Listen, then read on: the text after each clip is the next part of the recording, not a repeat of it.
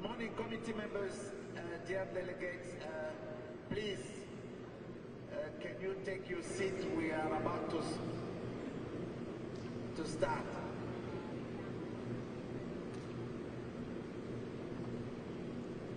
Bonjour, chers délégués. Je vous invite à prendre vos places, chers membres du comité. Nous allons commencer la session de ce matin. Merci.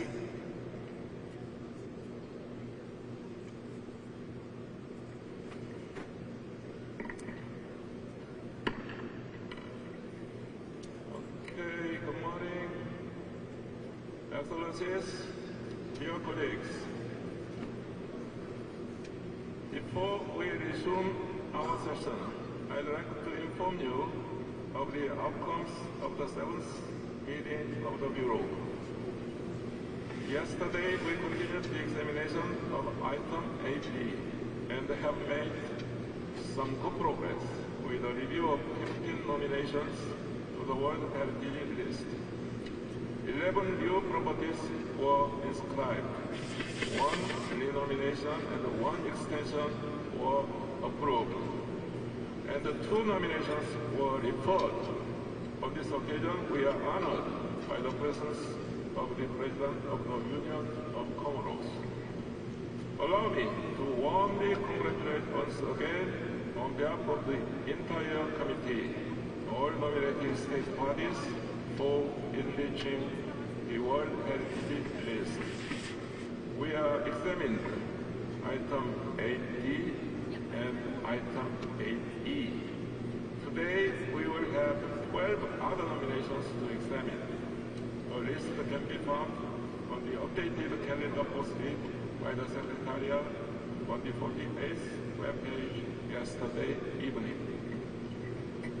The Bureau also agreed that if the nomination advances well in the morning, we will reopen item 7B related to the state of conservation at 12 o'clock approximately.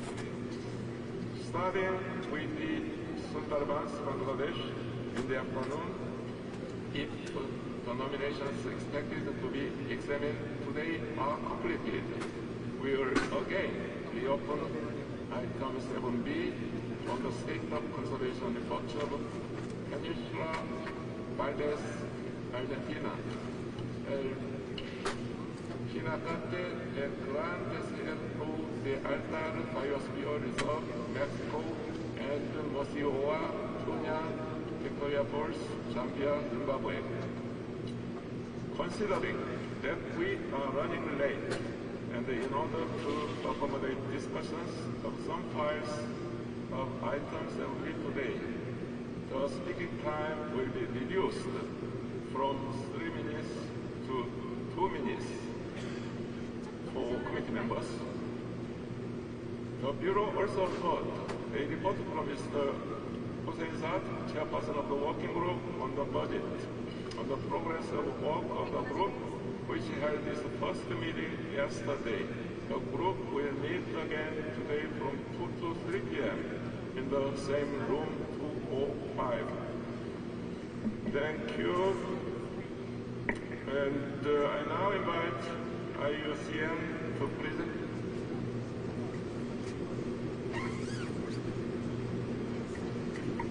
So, Excellencies, dear colleagues, I now invite IUCN to present the nomination of Bonabadingulio Migratory Landscape, South Sudan.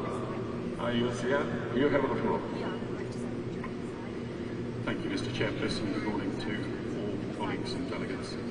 IUCN's evaluation of the Boma Badingilo migratory landscape can be found on the pages indicated on the slide. And IUCN recommends the committee to inscribe this property on the World Heritage List under natural criteria 7, 9 and 10. IUCN also recommends the simultaneous inscription of the nominated property on the list of World Heritage in danger in line with the procedure for nominations submitted on an emergency basis, which are outlined in the operational guidelines, and I recall ICOMOS covered in detail in terms of the background of the requirements in their earlier presentation. Mr. Chair, the Boma Badingilo migratory landscape is located in southeastern South Sudan and comprises an extensive complex of savannas, wetlands and woodlands spanning over 11 million hectares. It encompasses the Boma and the Badingilo National Parks together with the surrounding wider ecological landscape. The nominated property is transformed seasonally through one of the world's most spectacular wildlife migrations. Each year, an estimated 6 million white-eared kob, tiang and Mongala gazelle move through this largely intact and unfragmented environment in the largest terrestrial mammal migration globally. This natural phenomenon of exceptional scale and connectivity is considered to be of global significance under Criterion 7. Criterion 9 is justified. The Boma Badingilo migratory landscape forms a single functioning ecological system shaped by the complex interactions of seasonal flooding, wildlife movement and vegetation dynamics. It represents a highly important and rare example of a large-scale migratory systems that would have historically characterized many of the world's grasslands but have frequently been lost due to widespread fragmentation. The nominated property also supports important populations of globally threatened species, including large mammals, together with significant assemblages of water birds, raptors, and other migratory birds. Biodiversity inventories, although yet to be fully documented or studied, are likely to be an underrepresentation of the true biodiversity values found within the landscape, and we consider the Criterion 10 is justified. Mr. Chair, while strong natural values are demonstrated, significant further work is necessary to ensure the adequate protection and management of the nominated property.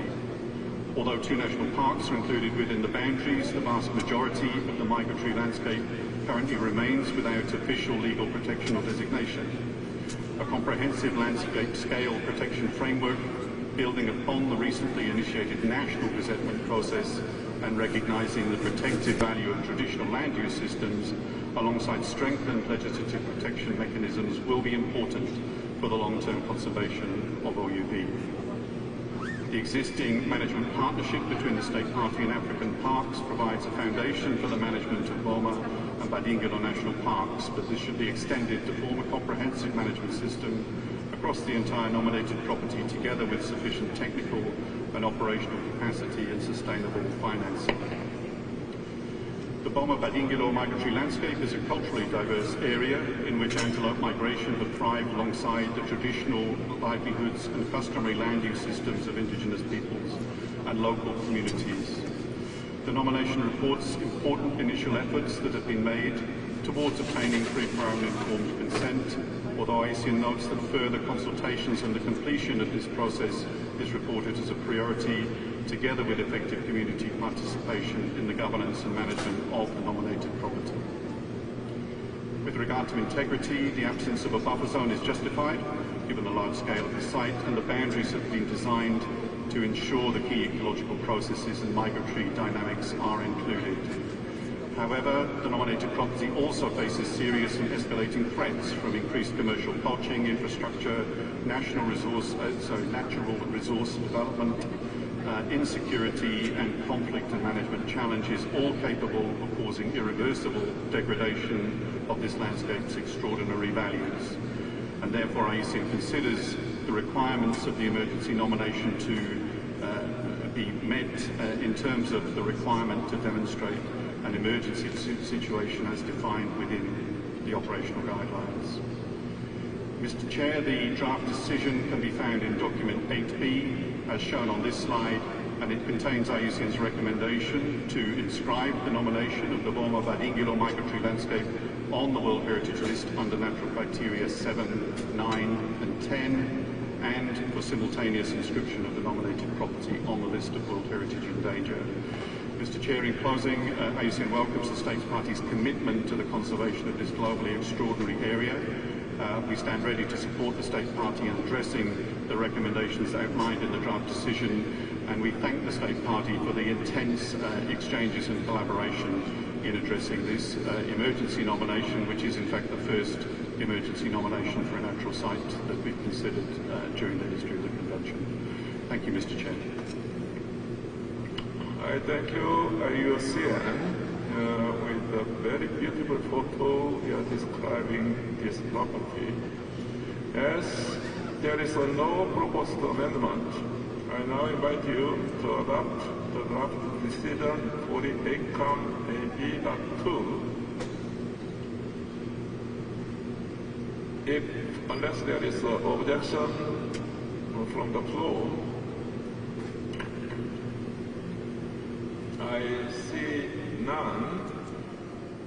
I therefore declare draft decision 48-AB.2 adopted.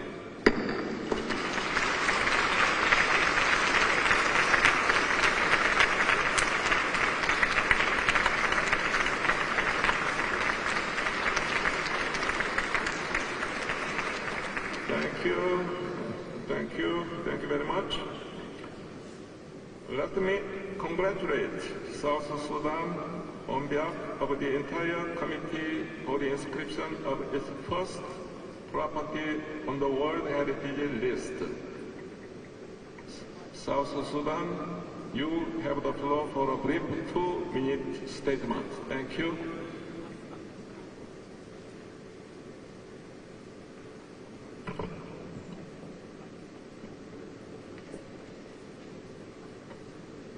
First and foremost, I give thanks to God for His grace, guidance, and faithfulness in bringing together us in this important occasion. Mr. Chairman, distinguished members of the World Heritage Committee, Mr. Assistant Director General for Culture, Mr. Director General for World Heritage Center, representatives of ICUN, Excellencies, ladies and gentlemen. On behalf of the government and the people of the Republic of South Sudan, it is a profound honor to address this distinguished committee on this historic occasion. This month, South Sudan celebrated 15 years of independence. Today, our nation celebrated another defining milestone with the inscription of the Boma Badingilo migratory landscape on the UNESCO World Heritage List, our country's first World Heritage property. The government and the people of the Republic of South Sudan express their deepest gratitude to the World Heritage Committee for this historic decision. We also extend our sincere appreciation to the government and the people of the Republic of South Korea for their warm hospitality. South Sudan is profoundly grateful to UNESCO, the World Heritage Center, ICUN, fellow state parties, the African Group, and all international partners and friends of South Sudan, whose technical, diplomatic, and financial support and on this achievement possible. We express our special appreciation to the government of Japan for the long-standing partnership in strengthening our capacity to prepare this nomination, and the African Park for its steadfast commitment to the conservation of this extraordinary landscape. Above all, we pay tribute to our local community whose generation of stewardship safeguarded this exceptional heritage. South Sudan accepts this honor with humility and responsibility that accompanies it. The inscription of property includes its placement on the World List of Heritage in Danger, strengthen our resolve to work even more closely with UNESCO and international community to conserve its outstanding universal value for the benefit of present and future generations. To South Sudan join the family of World Heritage Nations. This inscription is not only a victory for our people, but also a contribution to humanity, shared heritage, and our collective responsibility to protect it.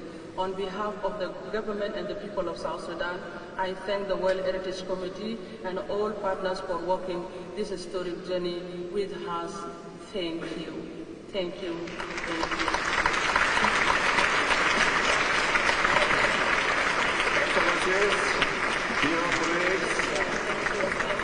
Excellencies, dear colleagues, before celebrating South Sudan's first inscription on the list of our World Heritage List, I'd like to give the floor to Senegal on behalf of regional group. And Senegal, you have these 3 minutes. Merci beaucoup, Monsieur le Président.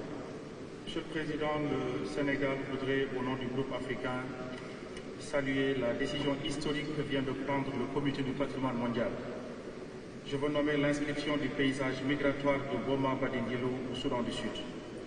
J'en profite pour remercier chaleureusement le soutien apporté par tous les membres du comité à cet important dossier de l'Afrique, ainsi que tous les organes consultatifs de leur engagement, de leur accompagnement également. Nous sommes honorés d'accueillir le ministre de la Culture du Soudan du Sud, à qui nous exprimons nos chaleureuses félicitations pour cette distinction qui rappelle, s'il en était encore besoin, la richesse de la culture sud-soudanaise. Le paysage migratoire de Boma Badingilo offre le spectacle des dernières migrations de faune sauvage, les plus spectaculaires du monde.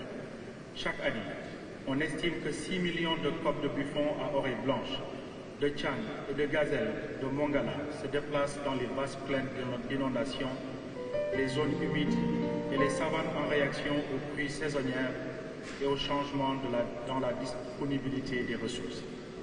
Ce paysage migratoire est un exemple exceptionnel de processus écologique et biologique en cours associé à une migration d'ongulés à grande échelle dans un écosystème de savane saisonnièrement dynamique.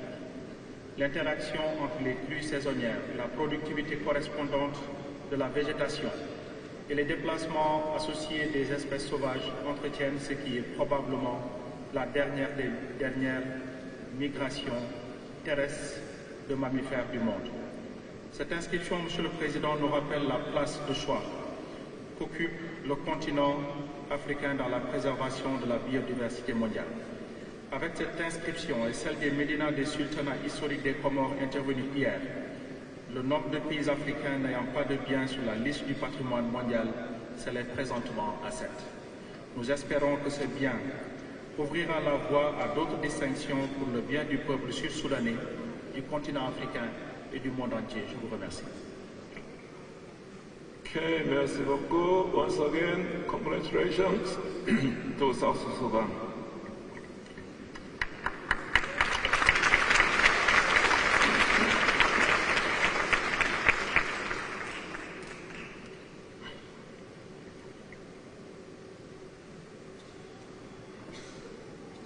Excellencies, dear colleagues, I now invite ICOMOS to present the nomination of ancient capitals of Asuka and Fujiwara, Japan.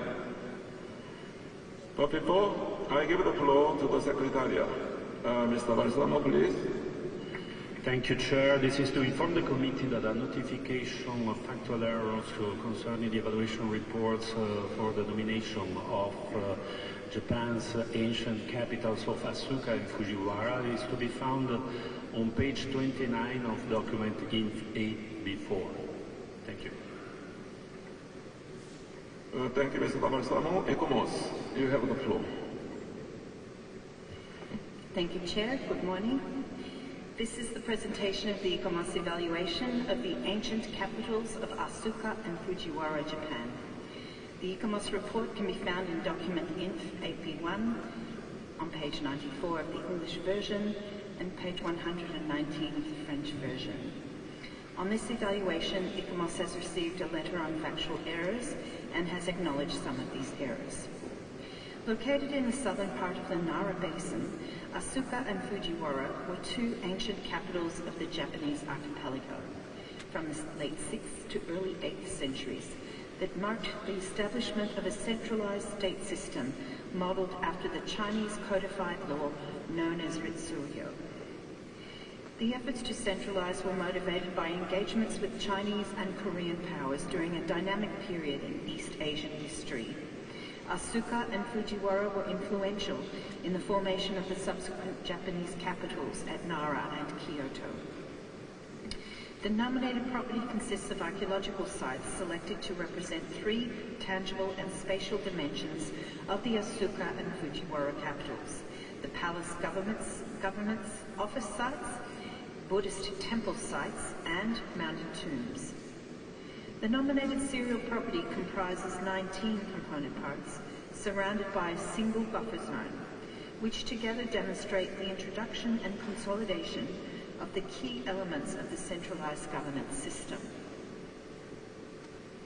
In the Ritsuryo system, the facilities for government administration were co-located with the Emperor's palace, combining ceremonial, political, and administrative functions as exemplified by the sites of the Asuka and Fujiwara palaces. 7 Buddhist temple sites make up the second typological category. Asuka-dera is the site of the first Buddhist temple in the Japanese archipelago and marked the beginning of the construction of the capital at Asuka. From this period, Buddhism spread amongst powerful clans who built private temples, and many were built at Asuka and Fujiwara, reflecting both Chinese and Korean influences. The selected temple sites also demonstrate the construction of state temples for the protection of the centralized state. The third group of sites are the 7 mounded tombs. For most of the tombs, the burial mound and burial chamber remain intact. The new burial system used at Fujiwara represented the hierarchy, topped by the emperor. The comparative analysis justifies consideration of this property for the World Heritage List. The serial approach is justified on the basis that this is the combined evidence from the component parts that can demonstrate the processes and spatial meanings of capital development and governance. The nominated property demonstrates criteria 2 and 3. Criteria 2 is based on the ability of these sites to demonstrate the interchanges in governance models between China, Korea, and Japan in this period, as well as the introduction of Buddhism to the Japanese archipelago. Criterion 3 is justified on the grounds that the nominated sites constitute an unparalleled ensemble that bears testimony to the formative processes of centralized ancient capitals in East Asia. The conditions of authenticity and integrity have been met. The 19 component parts contain the necessary attributes to represent the characteristics of these early centralized state systems. The attributes are most legally low-ground archaeological sites that have been well researched and conserved. The boundaries are adequate, and the single buffer zone provides an added layer of protection. Key pressures are actively managed, and above-ground representations using non-destructive methods and materials have been established to aid interpretation. The component parts and buffer zones are protected by laws at the national and local levels, and changes or developments within these areas are strictly regulated. Some of the land is in private ownership and much is in farming use. There is a comprehensive preservation and management plan for the nominated serial property and its buffer zone. There is a coordinated management mechanism, and each component part has an individual management plan. The component parts and buffer zone are subject to systematic monitoring and maintenance. Some of the sites are tourism attractions, and there are plans in place for expected growth. There are several museums with collections and exhibitions about the sites. Generally, the attributes have a stable condition, and monitoring is in place. Wall paintings have been removed from the interiors of 2 of the tombs in order to carry out conservation treatments and to research the best means of ensuring their preservation in situ in the future. Here is a summary of the ICOMOS evaluation of the proposed outstanding universal value of the nominated property.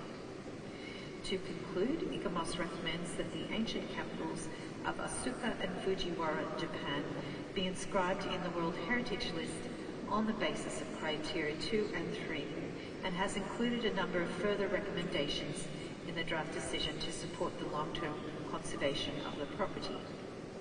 Thank you, Chair. I thank you, ICOMOS. Likewise, as there is no proposed amendment, I now invite you to adopt draft decision 48-8B.19. Are there any comments? I see none. I therefore declare draft decision 48-8B.19 adopted.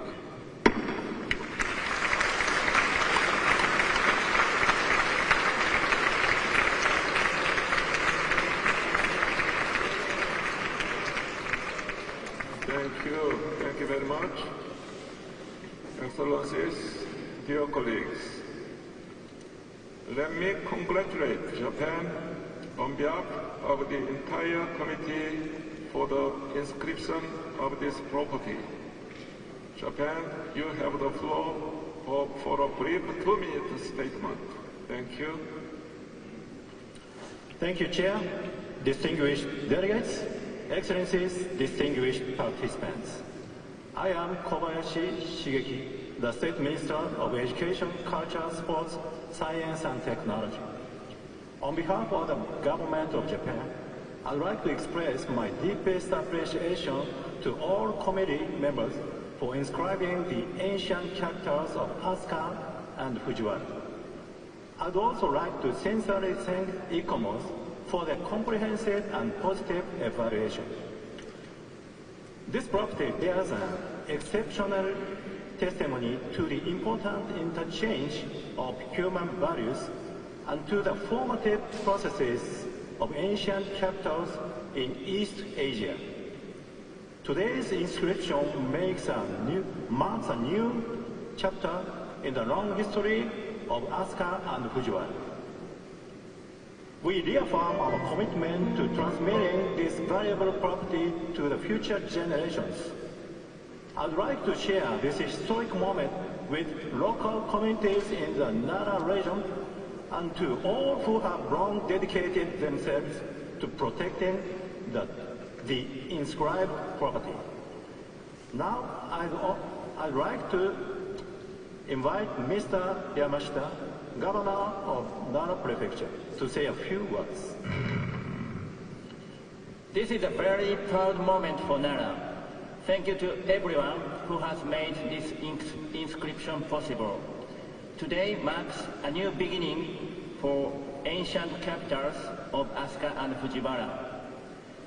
We promise you to protect this heritage and to share its value with the world and to pass it on to future generations. Thank you very much.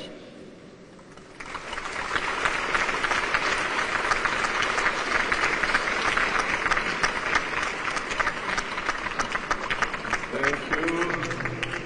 Congratulations once again to Japan.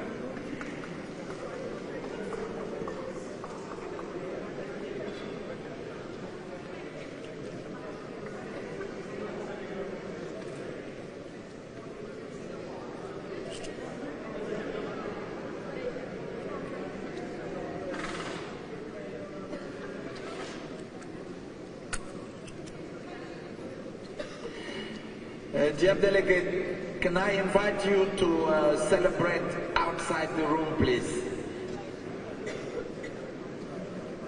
Dear committee members, we need to continue with our work. Okay, Excellencies, dear colleagues, I now invite ICOMOS to present the nomination of Tashkent Modernist Architecture, Modernity and Tradition in Central Asia, Uzbekistan. Thank you, Mr. Chairperson. This is the presentation. Please, before I give the floor to the Secretariat, Mr. Balsamo first, and followed by ICOMOS presentation, Mr. Balsamo.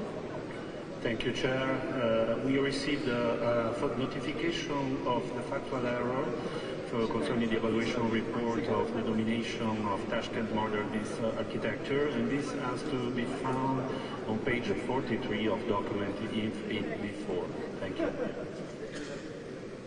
Thank you, Mr. Balsamo. Now, ICOMOS, you have the floor. Thank you.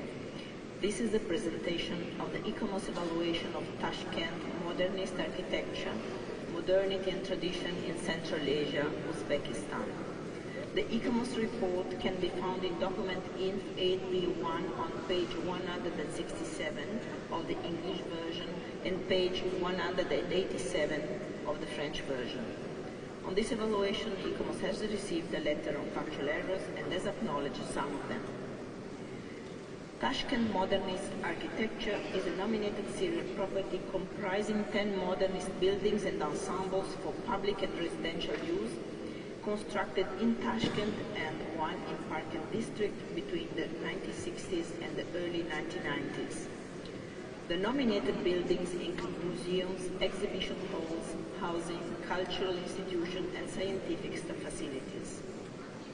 Altogether, the nominated series is presented as illustrating the large-scale transformation of the city, defining its major public spaces and marking a specific phase of Soviet architecture characterized by industrialized construction, adaptation to seismic risk and climate, and the combination of standardized systems with the locally adapted architectural solutions.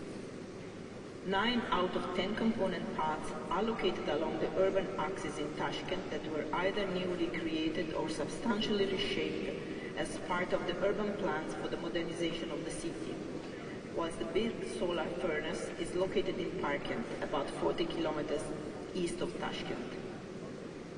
The 10 nominated component parts are illustrated in these detailed maps.